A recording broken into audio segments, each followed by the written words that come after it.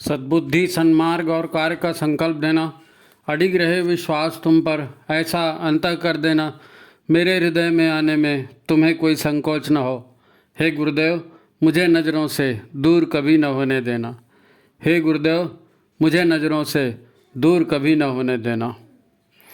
नमस्कार, गायत्री चिंतन धारा के इस सतत प्रवाह में आप सभी का स्वागत है। मित्रों, जिसको भी देखो परेशान दिखता है, निराश दिखता है, व्यस्त तो है, सभी लोग व्यस्त हैं, किसी के पास थोड़ा भी टाइम नहीं है, लेकिन कोई संतुष्ट जीवन नहीं जी रहा है, कोई अपने लाइफ से खुश नहीं दिखता। कोई चाहता है मैं पैसे वाला हो जाऊं, कोई चाहता है मैं और सुंदर हो जाऊं, कोई चाहता है मुझको बहुत बड़ा जॉब मिल जाए, मेरा प्रमोशन हो जाए, मैं बहुत बड़ा नेता बन जाऊं, मेरी समस्याओं का समाधान हो जाए, मैं ऐसा हो जाऊं, मैं वैसा हो जाऊं। अपने आप को बिल्कुल ऐसा बना देना चाहते हैं कि अगर ये हो जाएगा ना तो फिर मैं सुखी हो जाऊंगा, खुश हो जाऊंगा। लेकिन वो उनके लिए सपना है, वो उनके लिए सपना है। वो एक चक्करघंटी सुबह से शाम तक की चल रही है, उसी में उलझे रहते हैं और उन्हीं कामों को रिपीट कर देते हैं। आपको भी लगता होगा मैं ये बन जाऊं, मैं वो बन जाऊं। क्या आप भी स्वतः को बदल देना चाहते हैं? आप भी खुद को बदल देना चाहते हैं? तो मैं एक आपसे प्रश्न करता हूं कि क्यों बदल देना चाहते हैं? क्या बदलाव चाहते हैं आप अपने आप में? हैं? ये मैं नहीं पूछ रहा हूँ, ये आप अपने आप से पूछिए। आप अपने आप से पूछिए कि मैं ये क्या बदलाव चाहता हूँ। ये प्रश्न आपको स्वतः से पूछना चाहिए, क्योंकि ये आपका पर्सनल मैटर है। आप ही बदलेंगे ना अपने आप को, दूसरा तो कोई आपको बदलेगा नहीं। जब तक आप इस टॉपिक पर सीरियस नहीं होते कि मुझको ये बनना है कि मैं अमुक पद पाऊंगा कि अमुक उपलब्धि हासिल करूंगा, जब तक आप इस टॉपिक पर सीरियस नहीं होते, इस प्रक्रिया को समझते नहीं और इस बदलाव के लिए स्वतः मेहनत नहीं करते, तो वैसे ही होगा जैसे बाकी और सारे दुनिया के लोगों के साथ होता है। सबको अपने में कुछ न कुछ कमी दिखती है और सभी ये कमी दूर हो जाए ये चाहते हैं, पर अधिकांश लोग इच्छा तो करते हैं फिर भूल भी जाते हैं, क्योंकि इच्छाएं तो मन में रोज़ नई नई उठते रहती ना। दिन में 10 तो इच्छाएं उठती रहती हैं। यहाँ सिर्फ इतना ही कहना है कि यदि वास्तव में आप स्वतः में किसी तरह का बदलाव चाहते हैं तो वो हो तो सकता है, कुछ खास तरह से आपको प्रयत्न करना पड़ेगा, कुछ खास तरह से प्रयत्न करना पड़ेगा। हो सकता है, करेंगे तो होगा। दरअसल अधिकांश लोग तो यही समझते हैं कि भगवान ने मुझे ये कमी दी है तो ये दूर नहीं होगी, क्योंकि भगवान ने ही दी है, मेरे कोई पाप होंगे तो मैं ऐसा हो गया, या जैसे भी है। मेरे जैसे लोग अपने आप को बदल नहीं सकते। ये कारण है, ऐसा ऐसा होता है, इसलिए फिर हमारा बदलाव नहीं हो सकता। ये बात लोगों के मन में है। मैं तो बहुत चाहती हूँ कि मैं बदल जाऊँ, या मैं बहुत चाहता हूँ कि मैं बदल जाऊँ, मेरे ये अंदर ये एबिलिटी आ जाए। उस समय मैंने कई बार कोशिश भी की थी, पर मेरे से होता नहीं है। मैंने कई बार ट्राई किया, आखिर में यही होता है कि ठीक है, जैसे भी है, सब अपनी अपनी तकदीर की बात है, और फिर आदमी प्रयास भी करना बंद कर देता है। इधर गुरुदेव कहते हैं कि हम बदलेंगे, युग बदलेगा। मतलब कि हम बदल सकते हैं। अब ये एकदम उल्टी बात है। हम कह रहे हैं तकदीर से हमारी ऐसी है, और गुरुदेव कहते हैं कि नहीं, हम बदलेंगे, हम बदल सकते हैं। सिर्फ मैं ही नहीं, संसार के सभी लोग अपने आप को बदल सकते हैं। तो मुझे भी अपने नए युग के अनुसार स्वतः में परिवर्तन लाना पड़ेगा। सोचो ना भाई, हमको साधना करने कहा जाता है ना, मिशन पूरा साधना पर खड़ा है, तो साधना माने क्या? साधना तो स्वयं अपने भीतर सकारात्मक लाने की एक प्रक्रिया है, नहीं? तो आज ये महत्वपूर्ण हमारा विषय रहेगा चर्चा के लिए, ताकि किसी के भीतर अपने आप को बदलने की थोड़ी भी इच्छा होगी ना, तो वो निराश ना हो। आपके भीतर इच्छा उपजी है तो उस इच्छा को मजबूत बनाइए, निराश नहीं होना है, और अपने भीतर वो परिवर्तन हम सफलतापूर्वक ला सकें। तो ये कैसे होगा? तो चलिए आज इसी चर्चा को शुरू करते हैं, ठीक है। देखो, हर व्यक्ति की अपनी कहानी है, उसकी अपनी अड़चनें हैं, उसकी अपनी परेशानियां हैं, और वो उससे छुटकारा भी चाहता है ना। ये मुद्दा अलग है। अलग इसलिए कहेंगे क्योंकि ये परेशानियां पूर्व में हुए कर्मों के परिणाम भी हैं। तो इन्हें भूतकाल में जाकर तो आप ठीक नहीं कर सकते, पहले हमसे हो गई गलती, हैं, इस जन्म में, पिछले जन्म में, जो भी है, अब हो गई गलती, अब उसको पिछले जन्म में जाकर सुधार नहीं सकते। हाँ, यदि हमें अपने चिंतन और व्यवहार में कुछ गड़बड़ दिख रही है, हम आत्मसमीक्षा करें ना, अपने व्यवहार में कुछ गड़बड़ी दिख रही है, हमारे सोच में गड़बड़ी दिख रही है, तो भविष्य में ऐसी गलती दोबारा हमारे से मत हो, इसके लिए सचेत तो रह सकते हैं, सचेत रह सकते हैं, है नहीं। और इनका कुछ नहीं हो सकेगा। हमें जो भी प्रोग्रेस करनी है वो आज के इन्हीं हालातों में करनी है। नहीं ऐसा होगा तो हम ऐसा करेंगे, वो उसको समझा दो, वो कर देगा तो मेरा ऐसा हो जाएगा। नहीं, कोई समझने वाला नहीं है, कोई सुधरने वाला नहीं है, सारी परिस्थितियां ऐसे ही रहेंगी। और इन्हीं परिस्थितियों में रहते हुए हमको अपने आप में बदलना है। अगर मगर नहीं चलेगा, है नहीं, अगर मगर नहीं चलेगा तो फिर हैं, हमें जो भी प्रोग्रेस करनी है वो आज के हालातों में करनी है। जो लोग सफलता पाते हैं तो इनमें से अधिकांश लोग, क्या सबके लिए रास्ता साफ रहता है क्या? किसी के लिए रास्ता साफ नहीं रहता। सबको अपना मार्ग स्वयं बनाना पड़ता है, कठोर परिश्रम के बाद सफलता मिलती है। आपने भी सुना होगा। मगर समझ में नहीं आता कि कैसे करें, इसलिए अधिकांश लोग नहीं करते। अब सब जितने भी लोग हैं सफल हुए हैं, वो सब के सब कोई भाग्य से थोड़ी सफल हुए हैं भाई, हैं। ये भाग्य से सफलता बैठे बैठे नहीं मिलती भाई, कुछ ना कुछ तो करना पड़ेगा ना, कुछ ना कुछ करना पड़ेगा, हैं। लोग सोचते हैं उसकी तकदीर अच्छी थी। अरे लोग 100% के लिए कोशिश करते हैं तो मुश्किल से 50%, 60%, 70% मिलता है। 100% सफलता किसको मिलती है, हैं? किसको मिलती? किसी को नहीं मिलती। हाँ, बाकी जो साथीदार हैं उनको लगता है कि अरे इसको इतना इतना मिल गया, ये इतना सफल हो गया, ये बहुत लकी है। अरे बहुत लकी नहीं भाई, उसने जितनी मेहनत की थी उतना भी बेचारे को नहीं मिला। हाँ, तुम्हारे से ज़्यादा मिला इसलिए तुमको लगता है इसको कितना कुछ मिल गया। अरे भाई, जिसको मिला है वो जानता है कि उसने मेहनत इससे ज़्यादा की थी। हम अपने आप को क्या समझते हैं पता नहीं। हम अपने आप को जो दर्पण में देखते हैं ना, हम अपने आप को दर्पण में देखते हैं और मानते हैं कि मैं ये हूँ, है ना।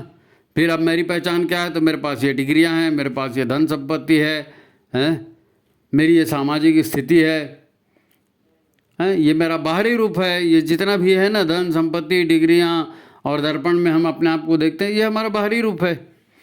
ये सब विकास का साधन बन सकता है, पर इनसे विकास होगा ऐसा नहीं है।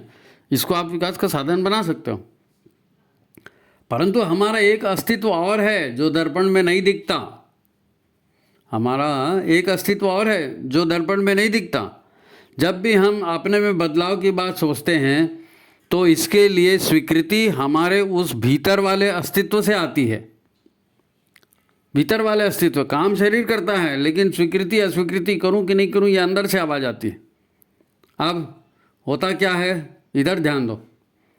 अधिकांश लोग तो अपनी गलती ही नहीं मानते हैं, अपनी गलती नहीं मानते अधिकांश लोग, तो वो बदलाव करेंगे भी नहीं, क्योंकि वो इंतज़ार करेंगे उससे, वो करेगा तब मैं करूँगा, वो ऐसा होगा तब वह होगा, है नहीं। कुछ लोग जानते हैं कि क्या करना चाहिए क्या नहीं करना चाहिए, पर वो समझते सब हैं। शरीर और मन की आदतें कुछ ऐसी होती हैं कि अगर ये लोग ज़बरदस्ती में 2-4 दिन प्रयत्न कर भी देते हैं ना, तो हमारे शरीर की, हमारे मन की जो आदतें हैं, जो भीतर का आलस्य प्रमाद है, वो हमको उस मेहनत पर टिकने नहीं देता, उस काम पर टिकने नहीं देता। हमारी आदत है वो हमको बोलती नहीं थोड़ी देर ऐसा करो। तो प्रॉपर जानकारी नहीं होने से और अपनी आदतों को छोड़ नहीं पाने से योजना फेल हो जाती है, योजना फेल हो जाती है। वो कहते हैं ना कि मन के हारे हार है, मन के जीते जीत। अब आप मन से ये सोच के बैठे हो कि हमारे से नहीं होगा, तो आप करने भी जाओगे तो नहीं होगा ना, करने भी जाओगे तो नहीं होगा। आपको भरोसा होना चाहिए कि हाँ मेरे गुरु ने कहा है या ये सत्य है, मैं ऐसा करूँगा, सबका होता है, मेरा क्यों नहीं होगा, मेरा क्यों नहीं होगा।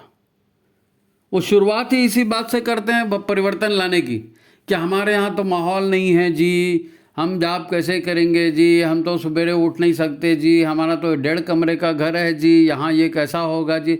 तो शुरू से ही हारे हुए मन से कोशिश करते हैं तो कैसे बनेगा?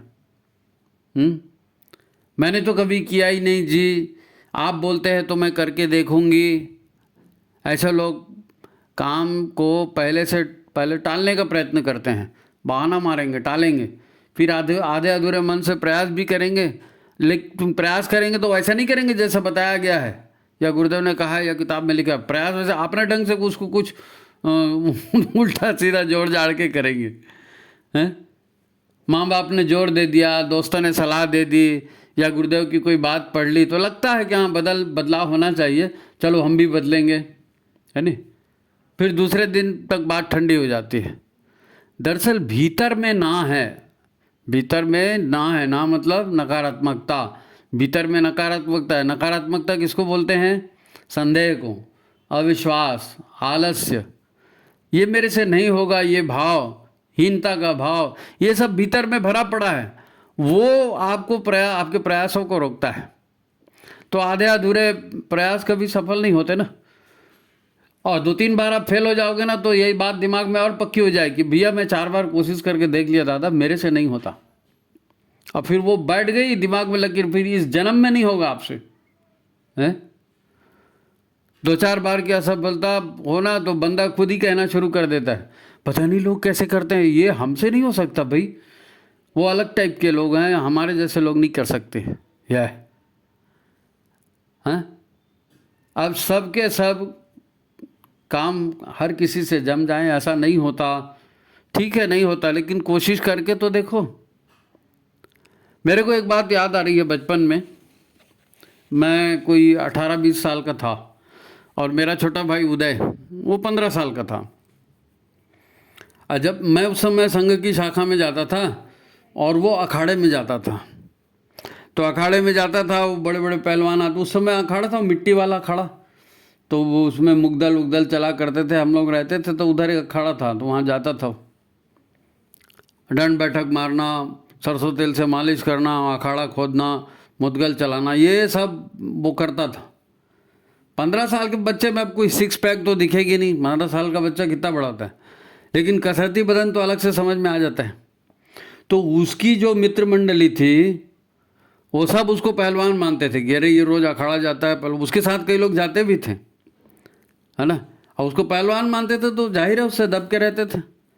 एक दिन उसके ग्रुप का एक लड़का आया, उसको पड़ोस के किसी 2 लड़के आए थे पड़ोस के मोहल्ले के, और उन्होंने आके दादागिरी दिखाई, उसको पीट पाट दिया होगा। तो भाई ने बताया कि फलाना फलाना लड़का मेरे पास आया, उसने मेरे को बताया कि 2 लड़के आए और उन्होंने मेरे को मारा, और मैं अकेला था तो मैं डर गया, 2 लोग थे वो लोग। अच्छा, वो लड़का भी उदय के साथ अखाड़े में जाता था, कसरत नहीं करता था, जाता था, क्योंकि शुरुआत में उसने कसरत करने की कोशिश की, एक दिन कसरत की, दूसरे दिन हाथ पैर दुखने लगे, तो उसने कसरत बंद कर दी, मेरे से नहीं होता बोले।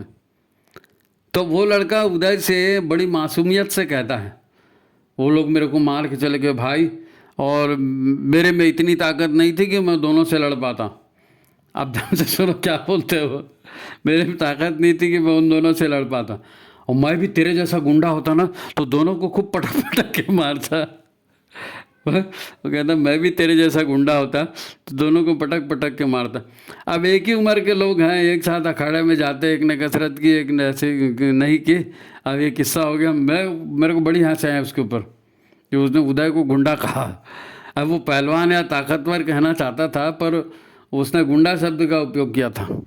मतलब क्या, अरे तुम्हारे साथ तुम्हारी उम्र का लड़का कसरत करके बलवान बनता है, तुम नहीं बने, क्यों नहीं बने? अखाड़े तो तुम भी जाते थे, एक दिन हाथ पैर दुखे तो दूसरे दिन क्यों बंद कर दिया? क्योंकि भीतर वाले ने कहा ये तकलीफ हो रही है, ये मैं नहीं कर सकता, मुझको आराम चाहिए, ये मेरे से नहीं होगा, इसको टाल दिया जाए। अब शुरुआत ही खराब हो गई हैं। अब वो ज़िंदगी भर मार खाते रहेगा, लोगों से दबते रहेगा, और ये बात उसके दिल में पक्की हो गई कि मैं लड़ नहीं सकता क्योंकि मुझ में ताकत नहीं है, क्योंकि मैंने कसरत नहीं की। हो गया ज़िंदगी भर के लिए बुक, है ना। वो इसी को अपनी तकदीर मानेगा। और ऐसा ही हर विषय में सबके साथ होता है। थोड़ी बहुत कोशिश करते हैं और फिर अलग हट जाते हैं, हमारे से नहीं बनेगा भैया, है। मैंने देखा है हमारे समय में इंजीनियरिंग कॉलेज में, मेडिकल कॉलेज में, यहाँ एडमिशन बहुत दिक्कत से होता था, लेकिन वहाँ रैगिंग होती थी। तो कई लोग रैगिंग के डर से मेडिकल कॉलेज छोड़ दिए, इंजीनियरिंग कॉलेज छोड़ दिए, अब बाबूगिरी करते रहे, अब रिटायर हो गए। लेकिन मेडिकल इंजीनियरिंग कॉलेज में अच्छे मार्क्स वालों को एडमिशन मिलती ना, लेकिन वो डर के मारेगा, वो रोक दिया उन्होंने। अरे बाकी लोग भी तो कर रहे थे, उन्होंने तो किया ना इंजीनियरिंग, डॉक्टरी। ये सब समझने की चीज़ें हैं, ये प्रैक्टिकल लाइफ की बात है। समाज में लोग बीमारी से परेशान हैं, रोगों से परेशान हैं, गरीबी से परेशान हैं, खर्चे नहीं पुरते हैं, कर्जा बढ़ गया है, हैं, रिश्तेदारों से घर परेशान हैं, घर के वैवाहिक संबंध ठीक नहीं हैं, और सब लोग इन बातों में परिवर्तन चाहते हैं, है ना। लोग परिवर्तन वो चाहते हैं कि सब ठीक हो जाए, पर करेगा कौन? कौन ठीक करेगा? अरे भाई ये खुद को बदलना पड़ेगा, अपने व्यवहार को बदलना पड़ेगा। ऐसे नहीं होता तो ऐसे करके देखूं, ऐसे नहीं होता तो ऐसे करके देखूं, कैसे न कैसे करोगे तब ना होगा। देखो बात को समझो, आप अपने आप को दर्पण में देखते हो ना, ये चित्र बदलते रहता है। दर्पण में जो दिखता है ना अपने आप के बारे में, ये चित्र बदलते रहता है। 8 साल में हम अलग जैसे दिखते थे, 18 साल में अलग जैसे दिखते थे, 48 साल में अलग जैसे दिख रहे हैं, जो 78 के हो गए वो और अलग जैसे दिख रहे हैं, है नहीं? हैं? आप इस चित्र को न बदल नहीं सकते। 8 साल में वैसे ही 18 साल में, ये चित्र बदलने वाला नहीं है। आप बदलते रहे, इसलिए चित्र बदलते रहा। ये शरीर तो एक यंत्र है, ये शरीर एक यंत्र है, इसकी एक उम्र है, तब तक ये ठीक चलेगा, है नहीं? इस यंत्र को चलाने वाला इसके भीतर बैठा है, वो दर्पण में नहीं दिखता। शरीर को चलाने वाला इसके भीतर में बैठा है, वो दर्पण में नहीं देखता। उसके पास प्राण ऊर्जा है। ये देखने वाला शरीर उस चलाने वाले की प्राण ऊर्जा से चलता है। अंदर वाला जो है ना, उसके पास प्राण है, उसी से तो ये शरीर चलता है, इतना बड़ा दिखता है ये 50, 60, 70 किलो का जो भी है। पर चल के करता क्या है? चल के करता क्या है? ये भीतर वाला विचारों से बना है। बाहर वाला शरीर जो है, जो दर्पण में दिखता है, जो कपड़े दिखते हैं, मोटा पतला शरीर दिखता है, गोरा काला रंग दिखता है, अच्छा चेहरा है, बदरूप चेहरा है, जो भी है, ये जो दर्पण में दिखता है ना, ये तो हाड़ मांस कपड़े लत्ते ये सब है ना। इनको चलाने वाला जो भीतर है ना, वो भावनाओं से बना है, वो विचारों से बना है। अब विचार दिखते नहीं हैं, भावनाएं दिखती नहीं हैं, मान्यताएं दिखती नहीं हैं, धारणाएं दिखती नहीं हैं, ये सब सूक्ष्म अदृश्य ऊर्जाएं हैं। ये सब ऊर्जाएं इस दिखने वाले शरीर के अंदर हैं, है ना। आज आप जिन मुसीबतों में फंसे हो ना, वो इस भीतर वाली ऊर्जाओं के क्रियान्वयन से उपजी हैं। हमारे भीतर में जो इच्छाएं हैं, भावनाएं हैं, मान्यताएं हैं, धारणाएं हैं, उसी के आधार पर शरीर ने काम किया। अब शरीर ने उसी आधार पर काम किया तो इस तरह की मुसीबत में फंस गया ना। तो ये मुसीबतें कोई भगवान ने थोड़ी की, ये हमारी की हुई हैं। इसे ऐसा समझो कि रात को एक स्टोरी से समझो इसको, एक स्टोरी से समझो। मैं आपका या अपना किसी का उदाहरण नहीं, एक स्टोरी है। ऐसा समझो कि रात को आप वॉश बेसिन का नल बंद नहीं किया आपने। वॉश बेसिन होता है ना घर में, उसका नल बंद नहीं किया, और बेसिन का ड्रेनेज चौक है ना, बेसिन का ड्रेनेज चौक है। अब नल मुँह धोया उसमें और नल बंद नहीं किया तो बेसिन तो भर जाएगा ना, पानी बाहर गिरना शुरू हो जाएगा, है नहीं। और आपने हर कमरे का एसी ऑन करके रखा, पंखे भी ऑन करके रखे, सारे दरवाजे खिड़कियाँ बंद। और ये सब आपने कैसे किया? दारू के नशे में, दारू पी के आ गए थे रात को, है नहीं, और मुँह धोया और नल खुला छोड़ दिया, एसी सब ऑन कर दिए, पंखे सब ऑन कर दिए, और जाके धड़ से पलंग पे सो गए। अब रात भर सब एसी चल रहे हैं, सब पंखे चल रहे हैं, नल का पानी गिर रहा है। आप सुबह तक सर्दी से जो है परेशान हो गए और घर भर में पूरा पानी भर गया और नीचे नीचे जितनी चीज़ें रखी थी सब गीली हो गई। अब आपकी आँख सुबह खुलती है ना, सुबह खुलती है, आप ये सब देखते हो तो चकरा जाते हो, समझ में नहीं आता, क्योंकि रात के दारू के नशे में सब किए थे, है ना। तो आँख खुली तो समझ में नहीं आया, अरे क्या है, क्या तकदीर है यार, सुबह सुबह उठा और ये पूरा पानी भरा है, पता नहीं क्या हो गया। अच्छा, खुद ही नल छोड़ के सो गए थे, ठंड भी लग रही है, सर्दी भी लग रही है। अब सर्दी को कोस रहे हैं, ये पता नहीं सर्दी साली कैसे हो गई। आप चाहते हैं कि आप बदल जाएं, ये सर्दी भी ठीक हो जाए, नीचे की सफाई भी ठीक हो जाए और मूड भी ठीक हो जाए, तो सब एकाएक ठीक हो जाएगा क्या? एकाएक ठीक हो जाएगा नहीं साहब। पड़ोसी का घर तो सूखा है, उसके यहाँ तो सब बच्चे भी खेल रहे हैं, उसकी भी तबीयत ठीक है, मेरी तकदीर खराब है। बस ये हाल है हमारा, ये हमारा हाल है। कैसे? आज हमारे आसपास जो भी परिस्थितियां हैं, इनके लिए आप ज़्यादा से ज़्यादा दारू को उत्तरदायी ठहरा सकते हो कि यार रात को पी लिया था इसलिए हो गया, है नहीं। दारू नहीं पीता तो नहीं होता, तो होश में रहता, मुसीबत में नहीं फंसता। अब स्थिति को सुधारना है और आप कहते हैं कि यार ये सफाई नहीं कर सकता मैं, एक तो वैसी सर्दी से परेशान हूँ और इतना पूरा पानी पूरा गीला गीला कैसे साफ करूँ। अब बुखार जैसे और लग रहा है, बुखार जैसे और लग रहा है। अब ये तो शराबी के एक दिन और अगले दिन की कहानी है। फ़र्क इतना ही है कि हमारी कहानी पिछले जन्म की और इस जन्म की है। शराबी की आंतरिक ऊर्जाओं ने उसके शरीर से काम करवाया, आंतरिक ऊर्जाओं ने शरीर से काम करवाया और ये मुसीबतें पैदा हो गई, खुद ही पैदा कर ली ना। अब शरीर का इसमें कोई दोष नहीं है, भीतर की ऊर्जाओं ने काम किया। अब दारू पी कर रखी थी, दिमाग काम नहीं कर रहा था, जो किया हड़बड़ी में नशे में कर दिया। शरीर से काम करवाया ना, अंदर की ऊर्जाओं ने शरीर से काम करवाया। ये एक समझने के लिए उदाहरण बताया। सच तो यही है कि शराबी सोचता है कि उठता हूँ और सारी गंदगी साफ कर देता हूँ, वो भी चाहता है कि गंदगी साफ होनी चाहिए, वो भी सुबह उठता सोचता है सारी गंदगी साफ कर दूँ, पर अब उसके भीतर से आवाज़ आ रही है कि यार ठंड भी लग रही है, हैं कल सर्दी का AC ऑन कर दिया, सर्दी को हो गई, नशा हो गया, नशा था, हैंगओवर हो रहा है, तो क्या करें। तो थोड़ा सर्दी को दूर कर लेते हैं, थोड़ा नाश्ता वास्ता कर लेते हैं, 2 पैक पी लूँगा फिर काम करूँगा। 2 पैक पी लूँगा तो थोड़ी एनर्जी आएगी, गर्मी आएगी, काम हो जाएगा। और फिर क्या होता है, वो साफ भी कर लेगा और पूरा दिन उसमें लगा भी रहेगा। नहीं करेगा ऐसा नहीं, खुद का घर है, क्यों नहीं करेगा, करता है। लेकिन शाम को फिर जब साफ सुफ करके थक जाता है तो सोचता है चलो यार आज बहुत अच्छा काम हो गया, पूरा घर गंदा हो गया था ना, सबको ठीक कर दिया, अब इसी खुशी में चलो 2 पैक मार देता हूँ कुछ मैकडोनाल्ड से कुछ मंगवा लेता हूँ, घर में डिलीवरी कर देगा चिकन फिकन 2 पैक मार लेते हैं, सो जाते हैं, कल का दिन अच्छा होगा। अब थकावट दूर है। ये हमारी सोच है, यही प्रैक्टिकल लाइफ है और ऐसा ही होता है। गंदगी हम खुद करते हैं और गंदगी को छोड़ते नहीं हैं। फिर हाँ, गंदगी को छोड़ते नहीं हैं।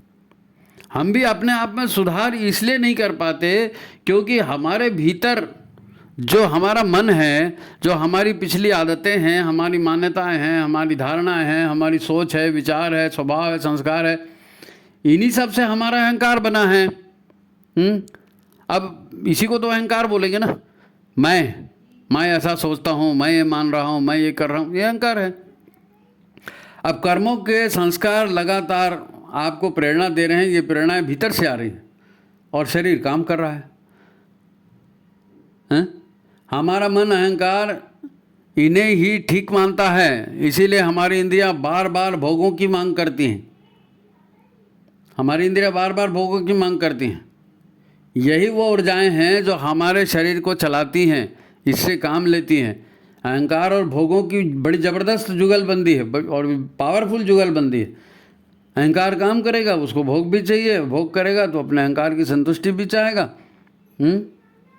देखो, हम पहले आर्थिक लाभ देखते हैं, फिर आर्थिक बहुत मान लो पैसा भी कमा लिया तो फिर क्या करते हैं, फिर हमको उतने से तसल्ली नहीं होती, फिर हम ये चाहते हैं कि हमारा मान सम्मान, हमारी इज्जत होनी चाहिए। तो तो आर्थिक लाभ, अब इज्जत भी कमाते हैं, इधर उधर दान दो, उधर दान दो, फोटो खिंचाओ, अखबार में छपवाओ, अब आपकी पैसा भी आ गया, आपकी इज्जत भी आ गई, तो क्या है। तो फिर हमारा मन कहेगा कि अरे यार हमारे साम्राज्य का विस्तार होना चाहिए, है नहीं, हमारे प्रभाव का क्षेत्र बढ़ना चाहिए। तो पूरी ताकत लगा देते हैं हम दुनिया पे राज करना चाहते हैं कि सब मेरी मर्जी से चले, सब मेरे मन से हो, हैं। और ये भी हो जाए तो फिर कहेंगे कि भैया मैं ही देवता हूँ, मैं ही भगवान हूँ, मेरी पूजा करो। ये अंतहीन सिलसिला है, ये अंतहीन सिलसिला है। अहंकार जो है अपने आप को कभी छोटा ही नहीं मानता ना, वो तो बड़ा बड़ा बड़ा और बड़ा वही चाहते रहता है। हमारे भीतर की सारी ऊर्जाएं शराब के नशे से 1000 गुना ज़्यादा नशा पैदा करती हैं।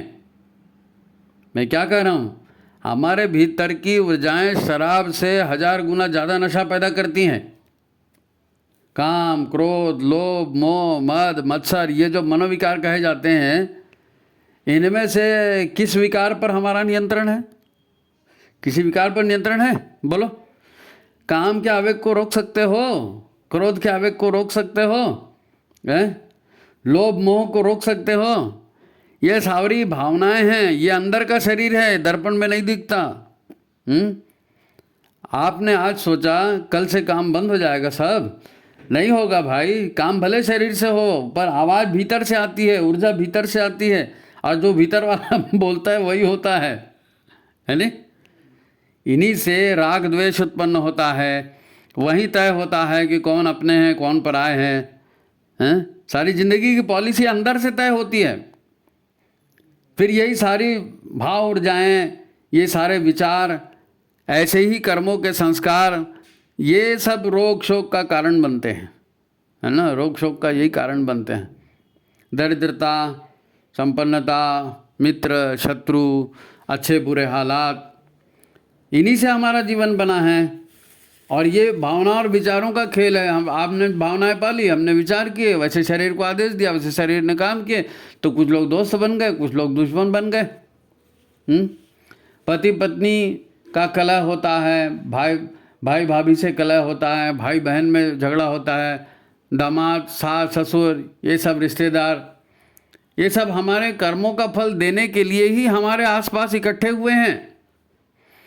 हमारे कर्मों का फल देने के लिए हमारे पास इकट्ठे हुए। हमने कुछ काम किया था ना, वो ऊर्जाएं हैं, उन ऊर्जाओं को न्यूट्रल करने के लिए आए हैं। कोई मित्र बन के आया है, अच्छा काम किया, जिसकी सेवा की वो मित्र बन के आ गया, और जिसका आपने नुकसान किया वो शत्रु बन के आ गया, और आपके परिवार में ही आ गया, क्योंकि लेन देन वही होगा ना, लेन देन वही होगा। यहाँ बात दर्पण में दिखने वाले शरीर की नहीं है, इसके भीतर के सूक्ष्म शरीर की है।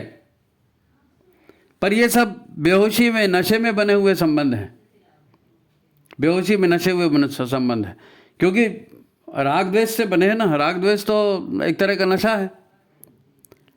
आप चाहे कुंडली मिला के शादी करो, चाहे आप लव मैरिज करके करो, है नहीं, कितने भी लड़के छाट लो, कितनी भी लड़कियां छाट लो, शादी के महीने भर बाद पता चल जाता है, अरे तेरी ये हमने क्या कर दिया। और फिर क्या होता है, फिर बच्चे बनकर जो आ रहे हैं आपके घर में, उनका तो कहना ही क्या, उसको तो छांट के लाते नहीं ना। बच्चों को कौन छांटता है, वो तो आ जाते हैं तकदीर से। कौन है जो आपके साथ रहकर स्वर्ग का आनंद ले रहा है? अब आप खुद ही स्वर्ग का आनंद नहीं रह रहे हो, तो आपके साथ रहने वाला क्या स्वर्ग का आनंद लेगा जी, हैं? ये सब हमारी कृति है, हमने किया है, हैं? अब आप परिस्थिति को दोष दो, किसी रिश्तेदार को, किसी संबंधी को दोष दो, उसके मारे ऐसा हो गया, वो ऐसा करता है, उसने तकदीर खराब कर दी, ये सब कोई मतलब नहीं निकलता। ये सब खुद की एनर्जी है, आपने खुद काम किया था, अब आ गए, क्यों दुश्मनों से घिर गए? कर्म थे। संत कहते हैं कि ये संसार एक माया है, इसको समझना बड़ा मुश्किल है। अधिकांश लोग यही कहते हैं संसार एक माया है, लेकिन कोई माया को समझता समझाता नहीं है नहीं। और वैसे भी धरती को मरते लोग कहते हैं कि भैया यहाँ मरोगे आओगे तो नाना प्रकार के लोग बहुत सारी बातें रट लेते हैं जी, उसका अर्थ उनको मालूम नहीं रहता। गुरु नानक देव हुए हैं, गुरु नानक देव को बड़ी पीड़ा थी, है ना। उन्होंने कहा नानक दुखिया सब संसार दुखिया। क्यों दुखिया? अरे हाथ पैर हैं, दिमाग है, माँ बाप है, खेती बाड़ी है, घर है, द्वार है, सब है, फिर भी दुखिया क्यों? क्योंकि उसको अपने आप को मैनेज करना नहीं आता, भीतर की शक्तियों का मैनेजमेंट नहीं सीखा आपने। बस एक गुरुदेव हैं जो दावा करते हैं कि मैं आया ही इसीलिए हूँ कि सारे उल्टे चाल चलन को उलटकर सीधा कर दूँ। इतनी बड़ी बात हमारे गुरुदेव के अलावा किसी ने कही? ये सारी उल्टी बात नानक देव ने कहा, नानक दुखिया सब संसार। गुरुदेव क्या कहते हैं? मैं आया ही इसीलिए हूँ, ये जितना उल्टा चाल चलन है सबको उलट के सीधा कर दूँ। वो निराश नहीं करते, वो कहते हैं कि हाँ ये सब बदल सकता है, दुर्गति रुक सकती है। वो इसके लिए तरीके बताते हैं, विश्वास दिलाते हैं कि हम बदलेंगे और पूरा युग बदलेंगे। आप अगर हमारी कुछ सेवा करना चाहते हो तो याद रखो, अपना सुधार संसार की सबसे बड़ी सेवा है। मैं नहीं कह रहा हूँ, फिर गुरुदेव कहते हैं कि आप अगर कुछ करना चाहते हो हमारे लिए तो याद रखो, अपना सुधार संसार की सबसे बड़ी सेवा है। वो निराश नहीं करते, वो कहते कि भाई भीतर की चीज़ें ना, जैसे बाहर के आप कपड़े लत्ते बदलते हो, चेहरे को लिपा पोती करते हो, तो अंदर को भी बदलो ना। अब उनका कहना बिल्कुल ठीक है, क्योंकि अंदर वाला ही काम करता है। अब वो अपना उदाहरण देते हैं कि देखो मैं व्यक्ति नहीं हूँ, मैं विचार हूँ, मेरे शरीर को मत देखो, ये मेरे शरीर को मत देखो, मैं व्यक्ति नहीं हूँ, मैं विचार हूँ। तो इसका मतलब क्या है? गुरुदेव जब अपने को कहते हैं कि मैं व्यक्ति नहीं हूँ, विचार हूँ, इसका मतलब क्या है? तो हम भी शरीर नहीं हैं, हम भी मन नहीं हैं, हम भी विचार ही हैं, हम भी विचार ही हैं। और हमको बदलना है तो हमको अपने विचार को बदलना पड़ेगा। सीधा सा गणित है। दुनिया का हर व्यक्ति पंचतत्व का है ना शरीर नहीं है, विचार है। इसी विचार से तो शरीर बना है, इसी विचार से हमारा अंतःकरण बना है। मन बुद्धि चित्त अहंकार, सबका मूल विचार और भावना ही तो है। सबका मूल विचार और भावना ही है। विचार और भावना, सिर्फ विचार और भावना, यही तो हमारे अंदर है। और क्या है? शरीर तो सबके एक जैसे दिखते हैं, विचार बदलते हैं, भावनाएं बदलती हैं, तो पूरा सीन बदल जाता है। इसीलिए तो विचार क्रांति जरूरी है। गुरुदेव ने कहा विचार क्रांति अभियान चलाएंगे, विचारों को ठीक करेंगे। कौन विचार ठीक करेगा? गायत्री माता ठीक करेगी। और भावनाओं को कौन ठीक करेगा? यज्ञ रूप प्रभु हमारे भाव उज्ज्वल कीजिए, यज्ञ ठीक करेंगे। गायत्री और यज्ञ से ठीक होगा, संस्कारों से ठीक होगा, है नहीं? गुरुदेव क्या कहते हैं? सद्विचार और सत्कर्मों से हम बदलेंगे। सद्विचार और सत्कर्मों से हम बदलेंगे, और हम बदलेंगे तो पूरा संसार बदलेगा। तो ये भीतर वाले को आप बदलना चाहते हैं अपने आप को, तो आप बदल सकते हैं, लेकिन ऐसे हल्के तौर पर मत लीजिए। ये भीतर वाले को बदलना है, विचारों को बदलना है, संस्कार को बदलना है, आदतों को बदलना है, मान्यताओं को बदलना है, धारणाओं को बदलना है। तो उसी माहौल में, उसी विश्व में रहते हुए, गुरुदेव क्या कहते हैं? मनस्थिति बदले तो परिस्थिति बदले। अब उसी स्थिति में कई लोग सोचते हैं कि हम तो फंसे हुए हैं, हम नहीं बदल सकते। और उसी स्थिति में यदि आपको गुरुदेव पर विश्वास है तो आप कहेंगे नहीं, हमारे गुरुदेव ने कहा है हम बदलेंगे तो युग बदलेगा, तो हम तो ऐसा करेंगे। तो फिर कुछ समझे? अपने आप को कैसे बदलेंगे? अब रेटी रेटाई बात मत बोलना कि दृढ़ संकल्प से बदल देंगे, गायत्री अनुष्ठान से बदल देंगे, आषाढ़ व्रत करेंगे, चंद्रायण व्रत करेंगे। अरे नहीं, हम सफल नहीं हो रहे हैं तो इसकी वजह ये चंद्रायण और आषाढ़ नहीं है, इसकी वजह है आस्था और विश्वास का संकट। हमको गुरु की बातों पर विश्वास नहीं है, हमारी आस्था धर्म में नहीं है, ईश्वर के न्याय व्यवस्था में नहीं है। ये संकट है आस्था और विश्वास का। नहीं तो गुरुदेव ने इतना ज्ञान दिया तो हमको कहना चाहिए करिष्ये वचनम तव, और ये करिष्ये वचनम तव का ही तो अभाव है। आप सोच के देखो, बिल्कुल फ्री माइंड से सोचो। हमारे से 9 दिन का अनुष्ठान नहीं हो पाता, होता है? नहीं साहब, हम तो घर में रहते हैं, घर की परिस्थितियाँ। अरे गुरुदेव भी घर में ही रहते थे बाबा, कोई जंगल में रहते थे क्या? गुरुदेव ने 24 लाख के 24 महापुरुष शरण कर डाले, कठोरतम अनुशासन के साथ। 24 वर्ष लग गए इसमें, और अपने गुरु के आदेश पर। उनके गुरु ने कहा कि तुम जो है ये नहीं हो, तुम उनको पिछला जन्म भी दिखाया, हमको भी गुरुदेव ने बताया कि तुम वो नहीं हो, तुम पिछला जन्म हमारे साथ बिता चुके हो। उनके गुरु की बात उन्होंने मानी और 24 साल उसमें कठोर श्रम में लगा दिया। हम तो 9 दिन नहीं लगा सकते, 9 दिन का अनुष्ठान हमसे नहीं होता। ये आस्था और विश्वास का संकट है। आस्था और विश्वास का संकट है। 2 घंटे की नींद हम नहीं छोड़ सकते। हमारे गुरुदेव को अपने गुरु पर कितना ज़्यादा भरोसा था। 24 वर्ष क्या पूरा जीवन उन्होंने गुरुदेव के विचारों पर लगाया, अपने गुरु के विचारों पर।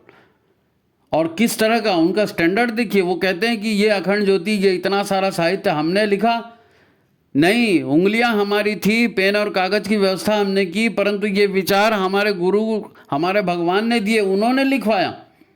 हम तो बस उंगलियों में पेन पकड़ के बैठे थे। हैं? ये विचार हैं, इतना समर्पण है। इतना समर्पण हम करते हैं क्या? क्यों नहीं करते? एक एक बुराई हमसे छूटती नहीं। अब बुराई छूटती नहीं, इसलिए शरीर भी बेढंग हो जाता है। एक शरीर, एक परिवार हमसे संभलता नहीं। और गुरुदेव ने इतना बड़ा संगठन, इतना बड़ा परिवार बना दिया। क्या क्या नहीं किया उन्होंने अपने गुरु को भगवान मानकर उनकी हर बात मानी और जीवन में उतारते चले गए। तो आत्म तेज इतना ज़्यादा किया, आत्मा को इतना बलवान कर दिया कि उन्होंने अपने 5-5 वीरभद्र खड़े कर दिए। युग निर्माण के लिए स्वेच्छा से शरीर भी छोड़ा। आज भी युग परिवर्तन में वो लगे हैं।